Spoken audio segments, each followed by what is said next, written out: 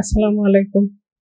সবাই এখন দোয়া কামনা করার জন্য বসছে, সবাই এখন দোয়া করুক।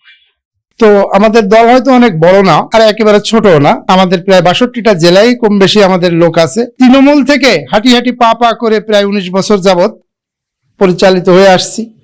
আমাদের যে সংগ্রাম, এই সংগ্রাম অব্যাহত থাকবে এই দেশের অখণ্ডতা রক্ষায় এবং মানুষের ভাগ্য উন্নয়নের জন্য।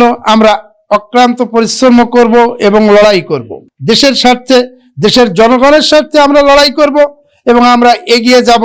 আর এই এগিয়ে যাওয়ার পথে প্রত্যেকেরই ঐকান্তিক প্রচেষ্টা অব্যাহত থাকবে। আশা করি আমরা একটা ভালো কিছু করতে পারবো ইনশাল্লাহ। দেশ ও জাতিকে নিয়েই আমরা চিন্তা চেতনা।